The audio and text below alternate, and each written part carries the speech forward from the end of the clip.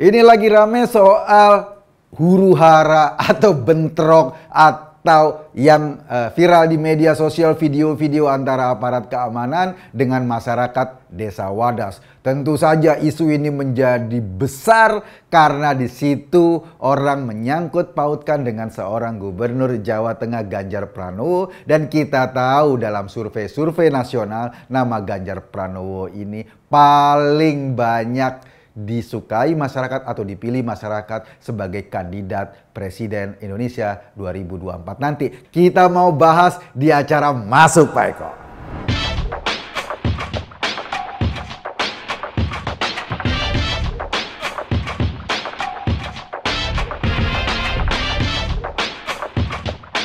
Udah lihat kan video itu? Seorang gubernur Jawa Tengah dengan tangan masih diperban kemudian mendatangi warga yang ada di Desa Wadas, Purworejo. Ganjar Pranowo baru saja kemarin kecelakaan sepeda, membutuhkan operasi pada bagian tangannya, tapi besoknya sudah bekerja dan esoknya lagi kejadian di Desa Wadas ini menjadi viral. Langsung gubernurnya turun ke lapangan menyapa warga. Gua pengen cerita backgroundnya. Jadi begini, Pak Jokowi kan dalam kampanye presidennya sudah jelas-jelas mengatakan kita tidak mungkin swasembada pangan kalau kita tidak membangun bendungan. Untuk apa? Untuk pengairan masyarakat. Kita juga tidak mungkin menambah energi atau menambah listrik masyarakat kalau pembangkit listriknya nggak dibangun. Nah, bendungan itu selain untuk irigasi juga untuk pembangkit tenaga listrik buat warga di sana. Yang ketiga, tidak mungkin banjir bisa diantisipasi dengan cepat kecuali ada manajemen pengelolaan air. Nah, bendungan itu juga merupakan sebagai manajemen pengelolaan air. Seluruh Indonesia pada periode ini direncanakan membangun 65 bendungan. 14-nya berlokasi di Jawa Tengah. Salah satunya adalah Bendungan Bener atau Bener. Gue nyebutnya susah. Bener. Itu adanya di Purworejo. Sebagian masyarakat tentu saja untuk membangun bendungan kan butuh lahan. Lahannya kan milik masyarakat. Maka harus dilakukan proses ganti untung. Kenapa ganti untung? Karena proses pergantian lahan masyarakat tuh nggak kayak zaman Orde Baru, main usir aja, dibayar dengan harga murah, banyak mafianya di situ. Sekarang nggak begitu. Harga tanah itu dihitung dengan appraisal yang wajar, sehingga kemudian masyarakat mendapatkan harga yang wajar untuk bisa membeli tanah kembali atau bisa berpindah dan dia bisa memiliki rumah, tanah sesuai dengan apa yang dia dapatkan sebelumnya. Jadi namanya ganti untung, bukan ganti rugi.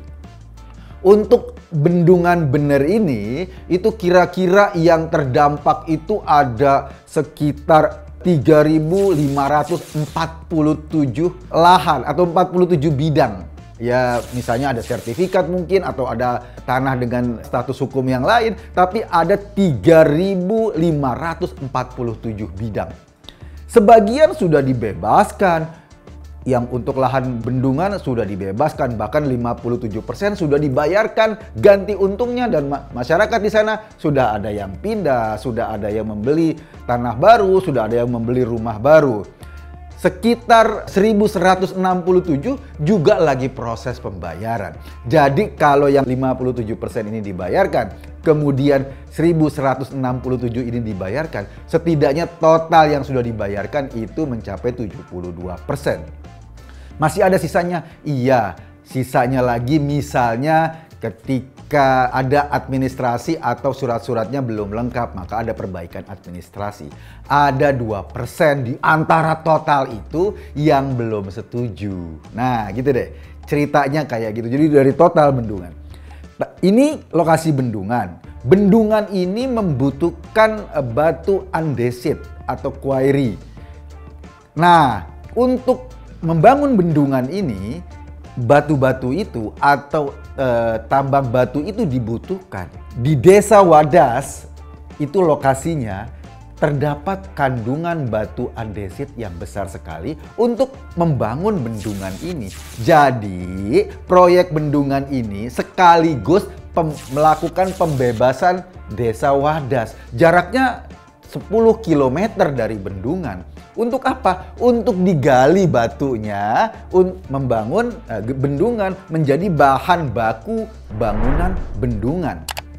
Jadi desa ini sendiri bukan lokasi yang terkena dampak langsung dari bendungan. Hanya saja di desa itu atau di wilayah itu terdapat batu andesit yang memang sangat dibutuhkan untuk membangun sebuah bendungan. Jadi di desa ini termasuk lahan yang ingin dibebaskan karena untuk mempermudah proses penggalian, untuk mempermudah proses penambangan batu, mempercepat pembangunan bendungan tersebut. Inilah yang masalah, dari sekian banyak atau 600 sekian bidang tanah, 300 lebih udah setuju. Oke, ya monggo lah, kalau memang ini harus dibebaskan, silakan, tapi ganti untungnya dibayarkan. 50% lebih setuju untuk ganti untung, untuk dibayarkan. Ada 133 warga yang belum setuju. Dan sebagian kecil dari 133 warga ini menggugat ke PT UN. Di PT UN gugatannya ditolak. Menggugat ke pengadilan, di pengadilan juga ditolak. Kenapa? Kita nggak tahu pertimbangan hukumnya.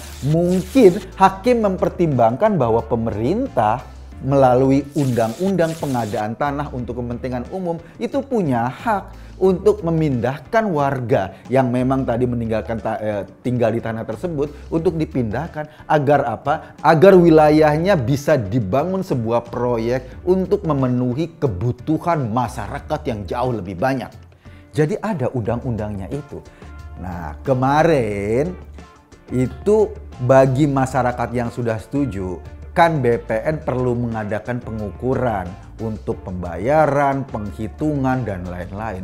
Nah, pada saat pengukuran itulah orang-orang atau masyarakat yang tidak setuju itu menentang, mengusir, menghalang-halangi pengukuran. Padahal bukan tanahnya dia yang diukur adalah tanahnya masyarakat yang sudah setuju. Karena dihalang-halangi, berarti kan ini proses pengukuran nggak bisa jalan lancar. Kalau proses pengukuran nggak bisa jalan lancar, nanti pembayarannya juga jadi tersendat-sendat. Inilah yang tidak dimaui oleh pemerintah. Juga masyarakat yang sebagian besar itu loh, 300 sekian bidang tanah yang sudah setuju. Kan mereka juga pengen cepet-cepet prosesnya selesai, tidak mau ngikutin orang-orang yang nggak setuju ini. Sayangnya orang-orang yang tidak setuju ini itu kemudian masuklah LSM di situ, masuklah preman di situ, masuklah kelompok-kelompok yang selama ini selalu menentang berbagai kebijakan pembangunan pemerintah. Akibatnya mereka terus diprovokasi dan seolah-olah disebar-sebar isu. Mereka diserbu polisi kemudian ditangkapin. Padahal kisahnya nggak gitu. Kisahnya polisi mendampingi petugas BPN, Badan Pertanahan Nasional, untuk diukur tanah orang yang mau dibeli. Mereka menghalang-halangi. Wajar dong kalau polisi kemudian mengamankan mereka. Dan jangan lupa, kalaupun mereka melakukan seperti itu, Gubernur Jawa Tengah Ganjar Pranowo itu sudah menginstruksikan, sudah menelpon Kapolda Jawa Tengah untuk membebaskan masyarakat. Karena Pak Ganjar, saya yakin tahu, masyarakat ini yang menolak, yang kemudian menentang pengukuran, itu kebanyakan adalah korban provokasi. Di belakangnya mungkin sedang bermain skenario besar untuk membenturkan kepentingan negara atau kepentingan masyarakat banyak dengan sekelompok kecil orang ini. Dan petani-petani inilah yang kemudian disorong seolah-olah mereka berbenturan dengan aparat keamanan. Sementara LSM-LSM yang biasa ngipas-ngipasin adanya di belakang. Bukan cuma itu loh. Masyarakat yang menolak itu memprovokasi masyarakat lain yang setuju. Ada yang motornya diisiin pasir, bensinnya jadinya rusak. Ada provokasi yang macam-macam. Dan ini diinformasikan sendiri oleh masyarakat tersebut. Pertanyaannya, Kan nggak fair dong. Ada satu kelompok masyarakat yang merasa jagoan, yang merasa hebat, mengintimidasi kelompok masyarakat lain. Kalau sudah kayak gini ya polisi harus bertindak. Kalaupun ujung-ujungnya seorang Ganjar Pranowo demi menjaga isu agar jangan mengejolak terus, agar tidak dimanfaatkan oleh kelompok-kelompok provokator, kemudian meminta maaf pada masyarakat desa Wadas. Saya ingin gambarkan gini, ada 6.000 bidang tanah yang dibutuhkan untuk pembangunan bendungan, semuanya oke. Setidaknya sebagian besar, 90% sudah oke, mau digantikan. Itu untuk bendungannya. Untuk membangun bendungan, ada sebidang tanah yang butuh batu, yang punya kandungan batu andesit. Ini yang sekarang jadi masalah. Bayangkan kalau melulu kita fokus pada orang-orang yang menolak ini, bagaimana itu nasib bendungan ini? Bagaimana nasib seluruh masyarakat Purworejo yang butuh listrik, butuh irigasi, butuh lahan untuk terus dialiri oleh air untuk pertanian? Kan jadi terbengkalai. Makanya pemerintah atau Indonesia punya undang-undang untuk pengadaan tanah buat proyek-proyek yang berkepentingan atau proyek-proyek untuk kepentingan umum. Sebetulnya bisa saja menggunakan undang-undang ini kemudian langsung melakukan negosiasi, tapi nggak gitu loh yang dilakukan. Masyarakat diajak dialog, masyarakat diundang oleh Komnas HAM. Komnas HAM sebagai lembaga independen ngundang agar tidak terjadi pelanggaran hak asasi manusia. Tapi mau gimana? Yang nolak itu diundang Komnas HAM nggak mau, diajak dialog nggak mau, diperlakukan atau mau dibayar tanahnya dengan harga yang sesuai dengan harga pasar juga nggak mau. Mereka memilih menentang, bahkan menghalang-halangi tetangganya yang udah mau tanahnya dibayar. Kan ini merepotkan. Gini deh, memang Pak Ganjar ini kan sekarang capres yang paling moncer elektabilitasnya. Jadi wajar kalau isu segede gini, isu kayak gini dikipasin agar membakar semua untuk menembak seorang Ganjar Pranowo. Saya sih ngelihatnya kayak gitu. Wajar saja kalau kemudian banyak orang, kelompok politik, LSM, para kadrun dan kadrunista terlibat untuk menjadi tukang sate, ngipas-ngipasin biar asapnya nyebar kemana-mana. Saya Eko Kuntadi di acara Masuk Pak Eko.